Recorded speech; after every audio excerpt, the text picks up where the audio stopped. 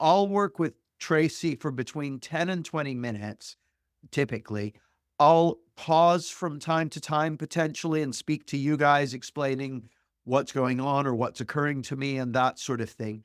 Tracey's going to get whatever she gets. You guys are going to get whatever you get. Um, all I would ask is please, under no circumstances, either unmute yourself or type anything into the chat during a coaching demo. Even if you feel like you would be being really helpful, even if you feel like you would be helping me out to type something into the chat, please don't do it. Even if it's the name of a book I can't remember or anything, like, don't help us out. Just watch and listen. You can laugh as much as you want. I'll be inviting feedback from you afterwards, so feel free to sit on your hands, or make a note of a question or a comment for afterwards. But while the coaching demo is taking place, it's kind of, I think of it as kind of a sacred space. So I invite you to just kind of join me in holding that space for Tracey. Tracey, you wrote Coaching Please on my relationship, bringing my book into the world. I wasn't clear. Is that two things or one thing? My relationship with, I missed out the word with, bringing my book into the world. Oh, okay. Got it. So can you tell me more about that? What you mean by your relationship with bringing your book into the world? Yeah, so I've written a book. Uh-huh. I've been thinking about writing it for a long time and never gave it the time. And so I've written this book, and I'm now in the process. I've had it edited, that I'm going to trying to find a printer and bring it into the world. Got it. But I seem to lack a bit of enthusiasm around it. And Well, that's interesting. What like, if I could wave a magic wand and you could have things however you want them to be, what would you like to have happen, Tracey? I would like to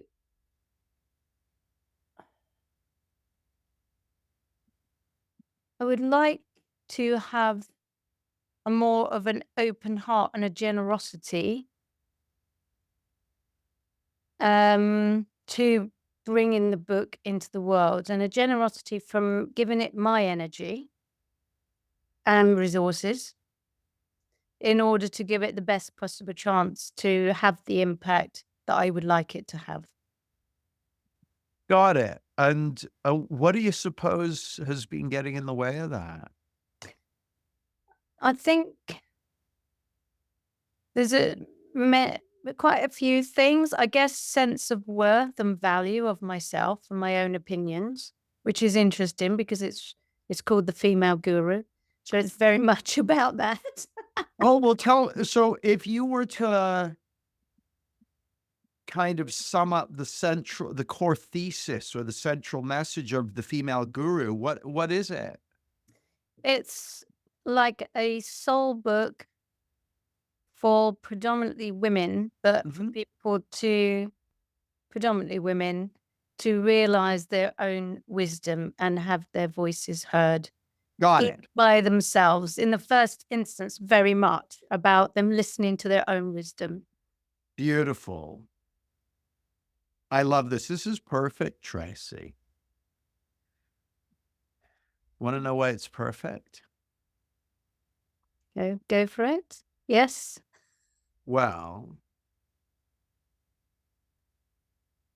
as I see it, you have clearly been inspired to create this book, and you've actually written it. So you've done the hardest bit, you could say, the bit that took the most energy and effort, but you've done it. So you were inspired to do it. And correct me if I'm wrong, but my guess is that this is one of those pieces of work that you just knew that you needed to do it. Is it one of those? Yeah, so I guess, yes, at one level, I knew I needed to do it. Yeah. But yeah. Like, I could, don't let me speak for you, but if I had to, like, you and I don't know each other well, but if I had to shoot from the hip, I would say, I bet that Tracey just has this sense that women really need to hear this and really need to know the value of the wisdom and gifts that they have to offer, that women need to honor those gifts and have the courage to bring them forth into the world in the face of a society that may have conditioned them to not, to stay silent, to not share their gifts. All that. How am I doing? Yeah, absolutely spot on. Okay. Mm.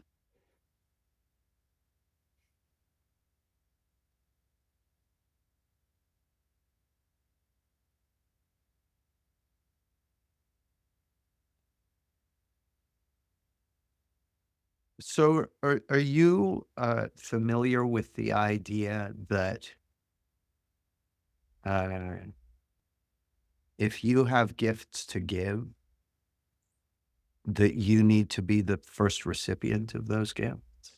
Absolutely. It's in my book. And that you need to choose whatever metaphor you like, eat your own cooking, take your Absolutely. own medicine, walk your own talk. Mm. So I've got two. I'm just going to talk to these guys for a second. Excuse me, Tracey.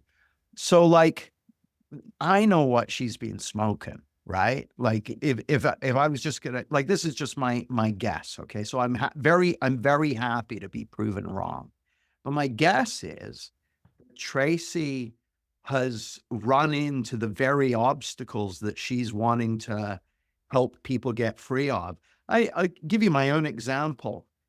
When I wrote my book Results, which is all about how do you create results, writing that book was like shitting a bowling ball because it was like having to go through deal with all the different obstacles that people have to deal with to get results. I had to go through all of it myself. Like, there's a way in which to create something that's a soul expression. You need to be congruent with it. So I'm guessing that's what's going on. And so we kind of get to this point where I say that to Tracey. And on one hand, I'm wanting to go, okay, so any questions? Like, it looks so obvious to me what's going on.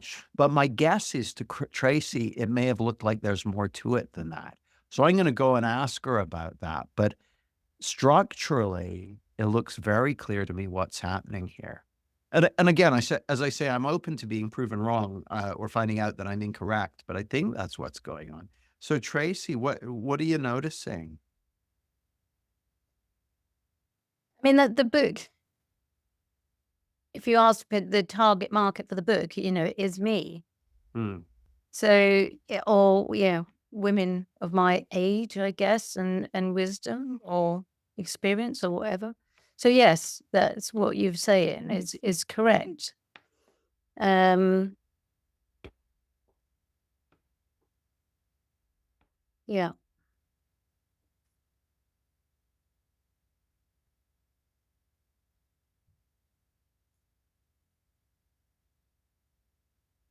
yeah. So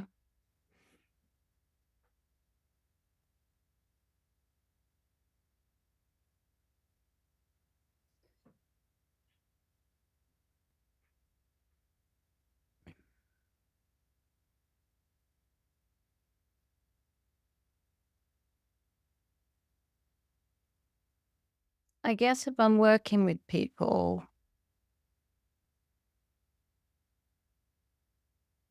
on an individual group basis or talking to a room,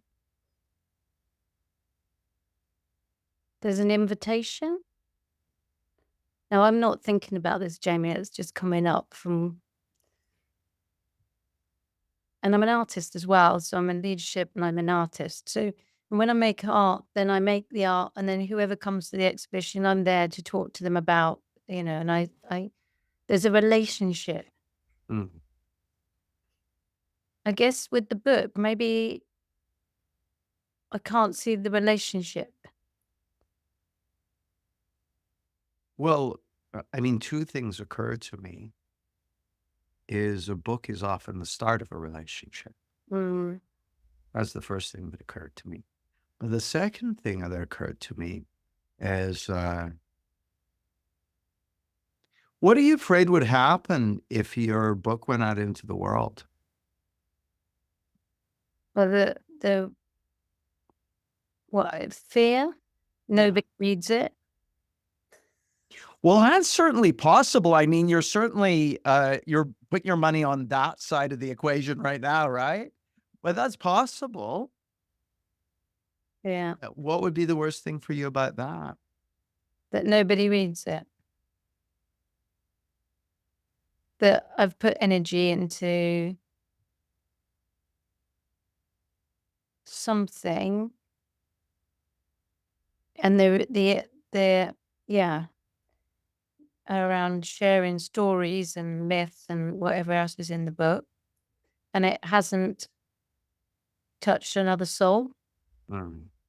and therefore it's just for me, and therefore why bother putting any more energy into it? So I always laugh when it's really, yeah, maybe What's going on there? Yeah. yeah, because then I'm so then I am not worth, yeah, my own energy. Yeah, yeah.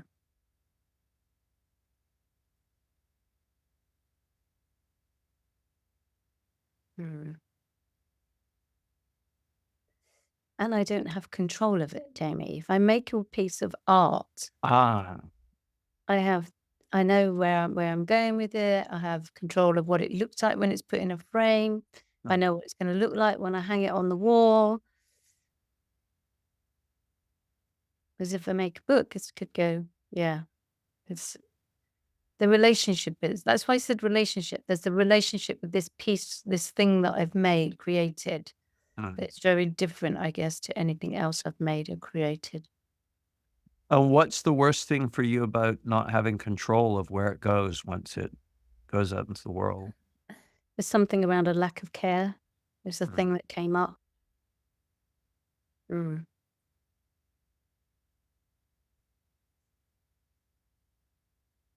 Yeah.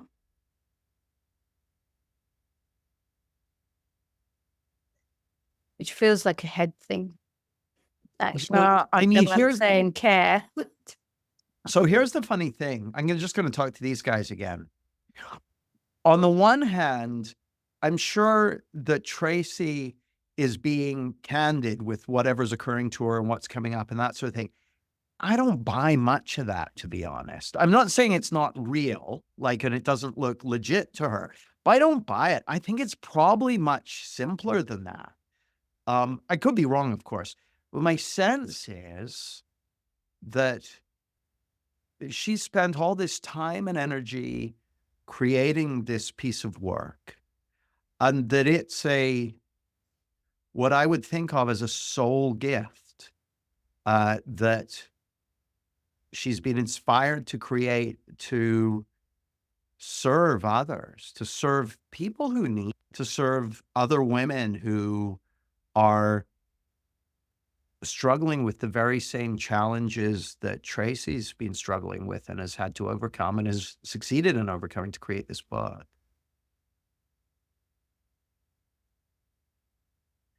And I think she's just scared to do the very things that she's probably counseling others to do in her book, because it feels like all the stuff about what, and I haven't read the book, obviously. I'm not familiar with Tracy's work, but my guess is it's some flavor of things like, who am I to be saying this, and being a fraud and being criticized and that sort of thing. Like, I, I'm not saying for sure that's it, but that just feels a lot more real than the stuff that Tracy's been saying that, while maybe true, just feels a little more conceptual. So I'm gonna check in with her about that. Like, I'm gonna be kind of like, really? Really? So Tracy, I think you probably heard my theory. What do you think about what I said? Am I off base? But can you just summarize that back to me? Yeah. the sense I get is that you've created this piece of work, like you've been inspired to create something that's very aligned with your soul and your spirit and what you're wanting to bring into the world. It's for serving other people. You're creating this to make a difference to other people who need it. And you're being challenged to overcome the very obstacles that they're going to have to overcome in their journey, Mm. right? And my sense is you're scared of that.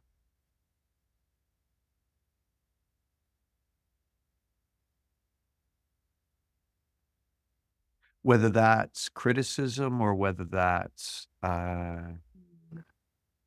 feeling like you're not enough, or yeah. And I could be wrong, Tracey, but what's your sense of that? I mean, there's a lot of things like, does the world need another book? There we go. That's more like it. Yeah. That's exactly what I'm talking about. What else? So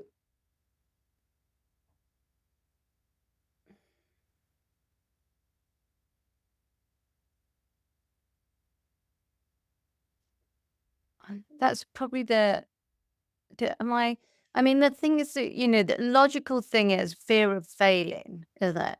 I talk about that, fear of failing. But I genuinely, there must be something in that, but I don't think, I feel like I haven't failed because I've written it. That's the thing.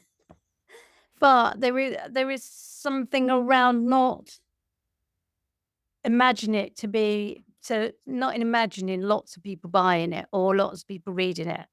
Because if I don't imagine that, then I won't be disappointed. There's something in that. Yeah, yeah. Well, so two things occur to me. I don't know if you guys noticed, but Tracey was touching her throat as she was talking about that. That's often about expression and that sort of thing. Just a little is picking up. So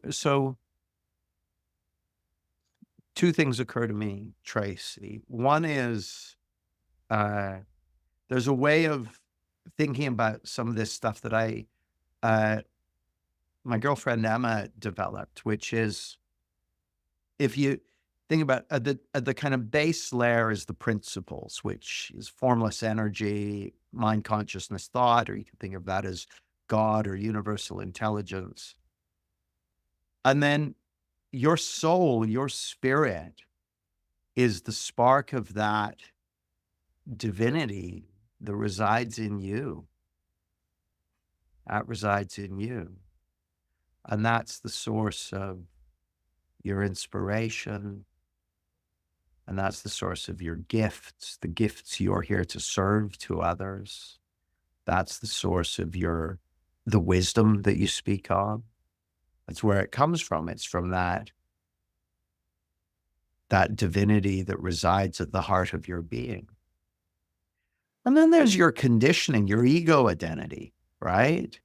And your ego, without even knowing you, Tracey, I'm willing to bet that you've been on a journey over the years of getting your shit together, so to speak, getting your, the more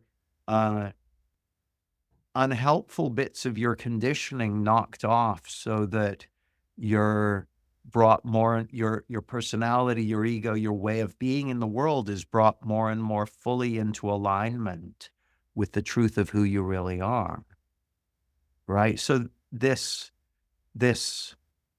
stuff that you're up against, does the world need another book? Well, that brings me to the second thing that occurred to me, which is a poem I want to read to you. Just let me see if I can find it.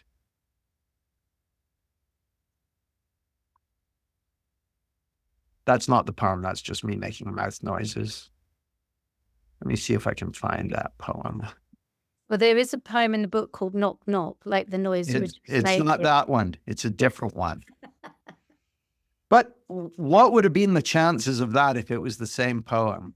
Well, you may be familiar with this poem. It's by a guy called Greg Kimura, and it's called Cargo. Have you ever heard it? Don't know. Okay, well, I'm going to read it to you. So this is Cargo. I'll wait till you're done writing. Here's what he says. It was Cargo by Greg Kimura. He says, actually, I'm going to get it there so I can see you while I'm reading it.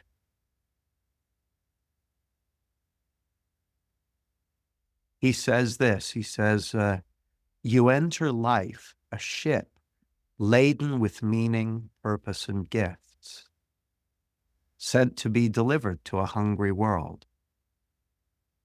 And as much as the world needs your cargo, you need to give it away. Everything depends on this.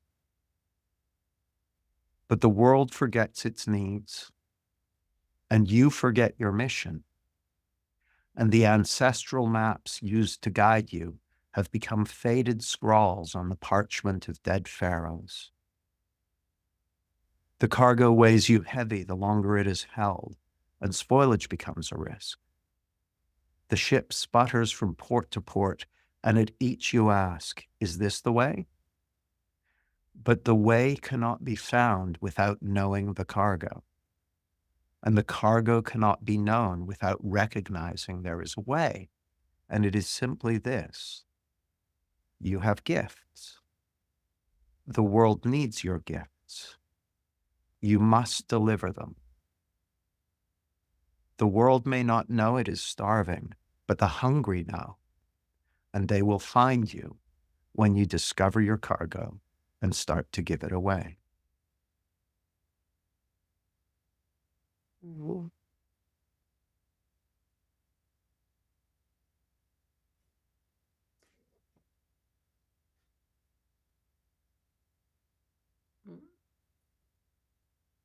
That's perfect. Mm.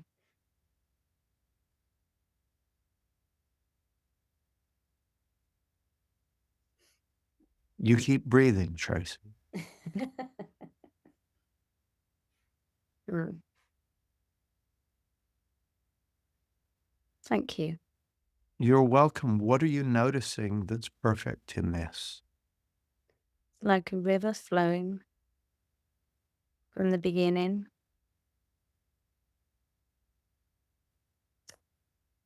And sometimes the river gets blocked or stuck, or, well, everything's temporary. Mm. And the clarity needs to be, or is helpful for the clarity to be on your gift. On whose gift? On my gift, on Yeah. your gifts, yeah. Mm. Mm. Yeah. So that's my job. Yeah, and I'm going to tell you something, and I say this with love and appreciation. It's not about you. No, exactly. Yeah. It's what comes through me. Yeah. Mm. Yeah. And the people who are like, I guarantee you, there are people out there right now, people who are having their lunch or recovering from a hangover or out for a walk in the countryside or navigating IKEA, and they desperately need the gifts that you're here to give. Mm. I think that was, yeah, that's the thing that I heard most in that is them shifting the eye. Mm. So just a sec. Here's what I'm going to do. I'm going to post that poem in the chat. Thank you. You are so welcome, Tracey. Everyone, can you give Tracey a little love for her part in this? Thank you, Tracey. Thanks for your attention. I look forward to seeing you soon.